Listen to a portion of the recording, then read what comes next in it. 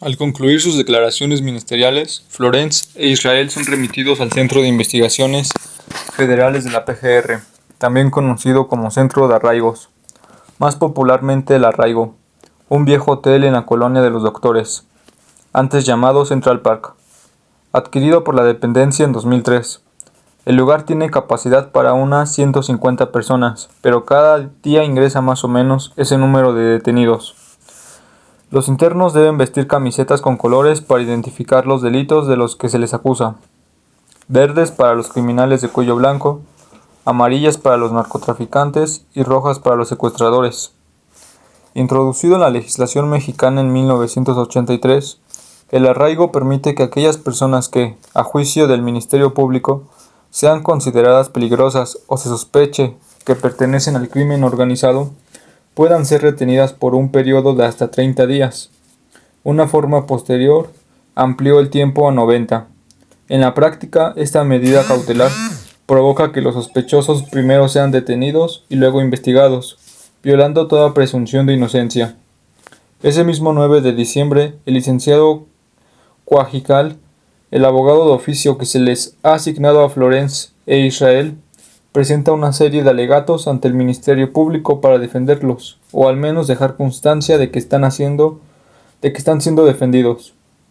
Agobiados por un ingente número de casos y provistos con salarios ínfimos, los abogados de oficio suelen responder tanto a los designios de la policía como de los jueces. Una estadística reciente demuestra que el 99% de los casos criminales en los que intervienen defensores de oficio se resuelven de la misma manera, con la condena del defendido.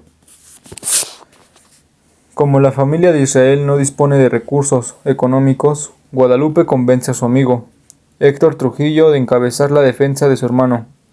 Por su parte, Sebastián contrata para defender a Florence a Jorge Ochoa Dorantes, un ex policía convertido en penalista, por recomendación de Jaime López Miranda, el litigante que lo defendió contra Margolis y al cual conoció gracias a Israel. Horas después de protagonizar el drama televisivo transmitido por los noticieros matutinos de Televisa y TV Azteca, Cristina y su hijo Cristian también son conducidos a las instalaciones del Asiedo, donde rinden sus primeros testimonios. Raúl Ramírez, el esposo de Cristina, lo hace un poco más tarde, a las 14:20. Todos narran con meticulosidad las condiciones del secuestro. Eluden, en cambio, cualquier detalle concreto sobre su liberación. Articuló el siguiente relato a partir de las declaraciones de los 3 miembros de la familia. La tarde del 18 de octubre de 2005, Cristian regresó a su casa con una sensación incómoda.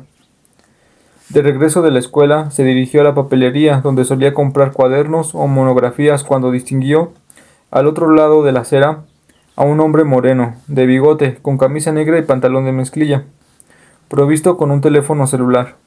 El niño notó que, cada vez que se movía, el sujeto apuntaba el celular hacia él como si quisiera fotografiarlo o grabarlo. De vuelta en casa, Cristian no dejó de pensar en aquel sujeto, aunque al final no dijo nada. Cristian no sabía que, días atrás, su padre también había percibido indicios de algo extraño. Raúl Ramírez supo de labios de José Luis Rueda Parra, uno de sus empleados y primo de su primera esposa, que un individuo de entre 45 y 50 años, alto, de tez morena clara y nariz chueca, vestido con un traje bien cortado, unas aparatosas cadenas de oro al cuello y un costoso reloj en la muñeca, había estado tomando fotografías de su empresa, formadora de tuercas mexicanas, S.A., en la colonia Bondojito. Inquieto, Rueda Parra alcanzó a fotografiarlo con su celular mientras éste se alejaba en un Cougar gris, pero igual que su hijo, Raúl no prestó demasiada atención a la anécdota. En cuanto se levantó a la mañana siguiente, Cristian se puso el uniforme de la escuela, pantalón corto azul marino, playera blanca con ribetes azules y verdes, y suéter azul con rayas también verdes. Desayunó con sus padres, y un poco pasada las 7:30, los 3 se dirigieron a la cochera donde Raúl estacionaba su Jetta azul. La familia emprendió el camino habitual hacia el centro escolar Las Américas, donde Cristian cursaba la primaria. Al pasar por Ferrocarril Hidalgo, a la altura de la calle del Tesoro, no lejos de un autolavado que Cristian solía ver en el camino, Raúl distinguió por el retrovisor un camión de redilas que les obstruía el paso. Una camioneta café oscuro, con los vidrios polarizados, circuló hacia ellos. Entre 3 y 4 hombres armados, encapuchados y con lentes oscuros, 5, según la versión de Cristian, descendieron del vehículo, rodearon el Jetta y amenazaron a Raúl con un arma. Este no dudó en darle las llaves del coche, pensando que se trataba de un robo, pero los sujetos lo bajaron a trompicones y lo obligaron a subirse a otra camioneta, un express van color claro. Cuando el niño intentó aferrarse a su asiento, uno de los encapuchados lo arrastró hacia afuera, jalándolo de la muñeca, y lo obligó a acomodarse al lado de su padre. A Cristian le pareció ver que su madre corría en dirección contraria, escapando de los criminales. Los encapuchados le gritaron que tenían a su hijo, y ella no tuvo más remedio que regresar.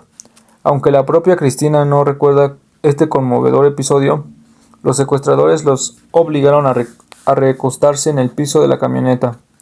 A Raúl le quitaron su celular. Sería el que luego emplearían para ponerse en contacto con él. Los cubrieron con unas mantas y se pusieron en marcha hacia el norte, según el recuerdo de Raúl. El trayecto duró más de 1 hora hasta que la camioneta dio un giro y se internó en un camino peligroso. «Échate de reversa», gritó alguien. Cuando la van se detuvo, los secuestradores abrieron las puertas traseras y, sin quitarle la manta de la cabeza, ayudaron a bajar a Cristina. La condujeron al interior de una casa y la obligaron a sentarse en un destartalado sillón color café con leche. El olor a comida era muy intenso y la radio transmitía una canción del grupo Cañaveral. Cristina le suplicó a sus captores que le devolviesen a su hijo. Ellos le dijeron que no se preocupara y colocaron a Cristian a su lado. A los dos les pusieron unas borlas de algodón sobre los párpados y los vendaron, mientras a Raúl lo llevaron a otra habitación. «No te preocupes», le dijo al niño uno de los secuestradores. «Somos profesionales. Tu papá nada más tiene que hacer unas cosas para nosotros». Raúl permaneció en una silla con ruedas en tanto los secuestradores lo interrogaban. Cristina distinguía su voz, aunque no alcanzaba a escuchar las respuestas de su pareja. «Ponme un nombre», le espetó a Raúl, el líder de la banda, con voz fingida para hacerla sonar más grave. Hilario tartamudeó, recordando el segundo nombre de su hijo. «¿Ya sabes de qué se trata, Raúl?» «Sí». «¿Cuánto dinero tienes?» «La empresa tiene $26,000, 280,000 pesos en una cuenta y 26,000 pesos en otra. Iba a pedirte 30 millones de pesos». El secuestrador le dio un golpe en la cabeza. «Pero quiero 15 millones. Ni un peso más ni un peso menos. De otra manera, olvídate de tu familia. Te juro por la Santísima que obligo a tu vieja a que mate a tu hijo y luego te la entrego para que te mate a ti y se mate ella. Oye, ¿por qué no juró? Te vas a ir para juntar ese dinero. Y cuidado con avisarle a la policía, porque te juro que, así pasen 1, 2 o 3 años, te busco para matarte». Este lenguaje y las asociaciones no aparecen en los intercambios de ningún otro secuestro en esta historia. Tengo un muchacho secuestrado de 21 años de edad. Su esposa va a tener un bebé en una semana, pero lo voy a matar porque su familia no quiere dar el dinero que pido. Ahora te lo traigo para que lo conozcas. Los subordinados de Hilario arrastraron al muchacho, que era presumiblemente Ezequiel, a donde estaba Raúl. Vestía una playera roja y un pantalón de mezclilla. Le extendió la mano por debajo de la cobija que lo cubría. «Tengo más de 20 días con ellos y mi familia no ha pagado», recitó el detenido. «Que Dios te bendiga y te dé fuerza». Los secuestradores volvieron a llevárselo y dejaron a Raúl a solas, sin quitarle la manta de la cabeza. «¿Qué pasa?», le preguntó Cristina a su hijo en la otra habitación. «Le están pidiendo dinero a mi papá», aclaró el niño. Un par de horas después, los secuestradores llevaron a Raúl al mismo sillón donde se encontraba su esposa y su hijo, y los cubrieron con la misma manta. «Platiquen», ordenó. «Tengo que irme, pero vuelvo pronto», susurró Raúl al oído de Cristina. «No se preocupen, son buenas personas, y yo voy a venir pronto con ustedes». Los sujetos lo tomaron de los hombros mientras éste les recomendaba a Cristina y a Christian que se cuidasen. Lo subieron en una camioneta cuyo radio reproducía una canción de los Beatles a todo volumen. Lo esposaron y lo obligaron a recostarse en el piso. Tras 2 horas de trayecto, lo bajaron en un estacionamiento en el pueblo de San Juanico, en el Estado de México. Antes de dejarlo ir, le indicaron que el rescate tendría que pagarlo en billetes de 200 pesos y $20. Eran cerca de las 15 horas del 19 de octubre de 2005. Raúl tomó un taxi hacia su casa y, desoyendo las órdenes de los secuestradores, se apresuró a llamar a sus hermanos y a algunos de sus amigos para contarles lo que había pasado. Por recomendación de ellos, aquella noche acudió a las instalaciones de la AFI a denunciar el secuestro de su mujer y su hijo. A partir de entonces, la agente Peña Frumencio lo acompañó en las negociaciones. Cristina y Christian se habían quedado en el mismo sillón entre 7 y 9 horas, conforme al recuerdo de cada uno. De pronto los dos escucharon que la puerta se abría y les pareció oír la voz de Raúl. Cristina le preguntó a los secuestradores si su compañero había llegado por ellos, pero estos le respondieron que se había equivocado. Ella y su hijo se quedaron convencidos de haber oído a Raúl y pensaron que los secuestradores les mentían. Por la noche fueron obligados a subir unas escaleras de concreto y se acomodaron en una habitación en la que había una cama matrimonial, un televisor Philco de 20 pulgadas y una bocina Sony con el volumen muy alto. El cuarto estaba dividido por la mitad, con una tela color azul rey con estampados amarillos. Del otro lado de la cortina encontraron un baño y una regadera color beige. Una solitaria ventana permanecía tapada con maderos y clavos. No traten de hacer nada, les ordenó uno de los secuestradores. Si quieren algo, toquen la puerta. Y les aclaró que cada vez que ellos entraran tenían que cubrirse la cabeza con las mantas. Les ordenó no apagar la luz, ni bajar el volumen del televisor, ni de la radio, sintonizado en ese momento en Estéreo Joya con una ranchera. ¿Quieren comer algo? Una hamburguesa, pidió Christian. Está lejos, pero vamos a traértela, accedió uno de sus captores. A Cristina le preguntaron si necesitaba medicinas. Ella les aclaró que estaba enferma del riñón y estos prometieron comprar lo que le hiciera falta. Les dijeron que podían bañarse a cualquier hora, que había agua caliente y que, si necesitaban implementos de baño, jabón o pasta de dientes, ellos también podían proporcionárselos. Todos los días los secuestradores subían a la habitación y les ofrecían comida casera, sopa de pasta, arroz, pollo rostizado o frito, pechugas empanizadas, chilaquiles, enchiladas, pizza y pollo Kentucky. Uno de los secuestradores les dijo a Cristina que, si les daba una receta, ellos podían preparársela. El 21 de octubre, Raúl recibió la primera llamada de la banda, acompañado por la agente Peña, quien grabó las conversaciones. ¿Qué pasó, Raúl? Te habla Hilario, le dijo el jefe. ¿Cómo estás? ¿Ya estás bien? ¿Me estás juntando mi dinero? Te voy a pasar a tu familia. Y dejó que Christian le hablase. Su hijo alcanzó a decirle que lo trataban bien. No le vayas a avisar a la policía, le advirtió Hilario a Raúl. El 23 de octubre, los secuestradores sacaron a Christian y a Cristina de la habitación para arreglarla. Los cubrieron con la manta y los llevaron a otro cuarto. Cristina temía que fueran a hacerles daño. Allí se encontraron con un hombre joven al que los secuestradores llamaban Ramiro. Aunque a ella y a su hijo no les permitieron hablar con él, solo al término de su encierro descubrirían que su verdadero nombre era Ezequiel. A las 10:02 del 29 de octubre, Raúl recibió una nueva comunicación de los secuestradores. Él les dijo que tenían 925,000 pesos. Ese dinero no fue el trato. Yo por ese dinero no trabajo, no me dedico a vender autos, gritó el secuestrador. Si no me reúnes lo que te pido, te juro que te voy a mandar a tu esposa nada más para que se suicide por haber matado a su hijo. Y colgó. A las 13:09 volvió a llamar. Raúl volvió a explicarle que nadie lo estaba ayudando a conseguir el dinero, pero Hilario le dijo que conocía su situación económica y le repitió que mataría a Christian y enviaría viva a Cristina. Le dijo además que tenía a su lado a su esposa desnuda y que así la estaba viendo su hijo. Y por si tenía dudas de que le estuviera diciendo la verdad, le aclaró que su mujer tenía una cicatriz en el abdomen.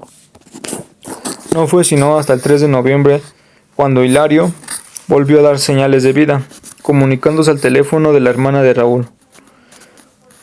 De inmediato, ésta le entregó el aparato y Cristina le dijo a Raúl que los secuestradores le estaban obligando a dañar a Cristian. Luego le aclaró que las órdenes de Hilario eran que Raúl y su hermano Hugo se dirigiesen en ese mismo instante a la casa del segundo y que esperaran una nueva llamada. Poco antes de la medianoche, al fin sonó el teléfono en casa de Hugo e Hilario volvió a pedir el dinero. A las 00:03, Raúl recibió otra llamada. Esta vez Hilario le indicó que colocara 5 millones de pesos en bolsas de plástico negro y las distribuyera en 3 maletas, y le dijo que luego volvería a llamar para decirle qué hacer con ellas. A las 12 de la noche con 07 minutos, Hilario marcó de nuevo para indicarle que usara el celular de un chofer de la empresa en sus siguientes comunicaciones. Habían pasado ya unos 20 días desde el inicio del secuestro cuando varios sujetos entraron al cuarto de Cristian y Cristina y les dijeron que los cambiarían a otro sitio. Ella pensó lo peor y se puso a llorar. Los secuestradores los cargaron en hombros y los acomodaron en la cajuela de un automóvil que de inmediato se puso en marcha. Fue un largo trayecto, tal vez de un par de horas, que Cristina recuerda ágil como si hubieran utilizado una carretera o una vía rápida. Llegaron a la nueva casa de seguridad cerca de las 16 horas. Un televisor a todo volumen transmitía la enésima repetición del Chavo del Ocho. Cristina y su hijo atravesaron un empedrado con las mantas sobre la cabeza, y los secuestradores los dejaron caer sobre una cama matrimonial. Uno de ellos le preguntó si querían comer. Cristina dijo que no tenía hambre, y a Cristian le dieron un poco de fruta. A la mañana siguiente los trasladaron a otra habitación, donde solo había una cama individual. Pronto la cambiaron por una matrimonial, y en la otra dejaron a Ramiro. De nuevo les ordenaron no bajar el volumen del televisor. La misma pilco de antes, y esta vez les dijeron que para ir al baño tendrían que pedir permiso. Si bien aquí sí podían apagar la luz por las noches, a Cristina solo la dejaban bañarse cada tercer día. La llevaban vendada al baño que estaba al lado. Nunca entendió el motivo. Y solo un par de veces la dejaron ir a otro lugar para tomar una ducha. Cristian, en cambio, recuerda que solo se bañó 3 veces, y lo condujeron en coche a otra casa, a unos 5 minutos de distancia, donde había una regadera. No hay testimonios de que se usara otra casa de seguridad cerca de las Chinitas. Cristian tiene otros recuerdos de su encierro. En una ocasión, Hilario le dio instrucciones a uno de sus hombres, al que llamaba Ángel, para que lo sacara de la habitación porque iba a hablar a solas con su mamá. Y lo dejaron en el pasillo. «¿Cómo estás, Ramiro?», escuchó Cristian que le preguntaba a uno de los secuestradores, al joven que compartía encierro con él y con su madre. «Bien», respondió Ezequiel. Cuando Cristian regresó a la habitación, su madre estaba llorando. «¿Estás triste?», le preguntó el niño. Cristina se limpió las lágrimas. «Es que me dijeron que tu papá no quiere cooperar».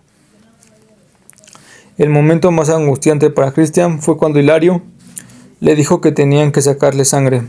Otro día, Hilario le puso un algodón en el oído izquierdo y luego un líquido y una toallita. «Tu papá quiere que le mandemos algo tuyo», le explicó. Quizás para asustar a su madre, pues al final no le hizo daño.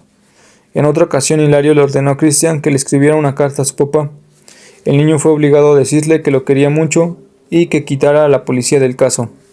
Además, tuvo que escribir que su madre le había cortado la oreja izquierda y que por favor ya pagara porque quería volver a estar con él. Otro de los secuestradores, que se hacía llamar Gabriel, le dijo a Cristina que, si en una semana Raúl mantenía a la policía metida en el asunto, pasarían a la segunda etapa del plan y le cortarían la oreja a su hijo.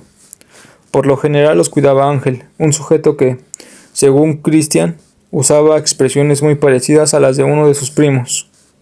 En realidad, sobrino de la primera esposa de su padre, de nombre Edgar Rueda Parra. Hilario llegaba todos los días a verlos y les decía que iba a estar cerca. Cristian también escuchaba la voz de Ramiro, al cual aseguraba haber visto al menos en otras 2 ocasiones. La primera, cuando los encerraron en un coche para arreglar la habitación, y la segunda, cuando alcanzó a verlo en la cama individual cubierto por una cobija azul de un lado y gris del otro. Hilario le preguntó a Cristian las fechas de su cumpleaños y de su madre. Estamos muy contentos porque hemos recibido 2 rescates muy jugosos, le confesó Hilario, solo para aclararle que tenía miedo de que sus jefes se desesperasen y quisieran terminar con todo y matarlos. El 7 de noviembre el secuestrador se dedicó a llamar desde el celular de Raúl a otros de los familiares y amigos de este. A las 9:20 llamó al teléfono de Hugo, el hermano de Raúl. Este colgó y el secuestrador volvió a marcar de inmediato. «¿Qué pendejo te vistes colgando?», le gritó. «Acabas de matar a tu cuñada y a tu sobrino. A ver cómo se lo explicas a tu familia. Que no existen el tiempo ni las distancias para nosotros. Saludos a Patis, Jiménez, Manny y Vale», le gritó para que supiera que conocía los nombres de sus hijos. A las 9:29 la excuñada de Raúl recibió un mensaje de texto que decía: «Qué lástima que usted tampoco le hizo paro a Cristina y a su hijo. Y no me escuchó, se van a morir por 900,000. Y ni les vamos a cobrar. Dígale a Raúl que ya es personal. Y use su dinero para un buen funeral». Al día siguiente, Hilario le llamó a la madre de Raúl. Ella colgó el teléfono. El 9 de noviembre por la noche, le llamó a la hermana de Cristina para decirle que, junto a un salón de belleza ubicado en la esquina de las calles de Sara y Abel, en la colonia Guadalupe Tepeyac, acababan de depositar una bolsa de plástico color naranja que contenía cosas de Cristian. 20 minutos después, la propia Cristina le llamó a Raúl. «Habla Cristina, maldito», le gritó. «Me hicieron cortarle una oreja. A mi hijo, maldito, no te lo voy a perdonar, nunca, nunca. Estoy sufriendo, escúchame, estoy sufriendo mucho. Y el niño está sufriendo. No hay nadie, te lo juro. Si vuelven a hacerle algo a mi hijo, voy a pedirles que me den vida para poder matarte». Raúl le pidió a Cristina que le pasara a Hilario. «Sé que están grabando, putos», se quejó este. Raúl trató de negarlo. «Esto es entre tú y yo. Ya te empezaste a mover de otra forma, ojete». La voz de Cristina volvió a surgir del auricular. «Nunca te voy a perdonar lo que tuve que hacerle a mi propio hijo por tu culpa. Por mi madre que te voy a matar. Paga lo que te piden y saca a todos esos desgraciados de la policía que están en mi casa». Horas más tarde se comprobó que en la bolsa de plástico dejada por los secuestradores solo había basura. Los secuestradores no volvieron a llamar a Raúl. Ninguna comunicación entre el 9 de noviembre y el 9 de diciembre. Ni en las declaraciones de Cristian y Cristina, ni en las de Raúl, se detalla lo sucedido en este largo mes. Es posible que Cristina y Cristian hubiesen sido rescatados o liberados antes de lo que indicó la policía. Según el testimonio de Cristina y Cristian, el 9 de diciembre los dos se despertaron cuando oyeron ruidos de pasos a su alrededor. La puerta del cuarto cedió y numerosas personas entraron en tropel. En contraposición, los agentes que participaron en el rescate afirman que no hubo necesidad de romper ninguna puerta, puesto que Israel les había abierto.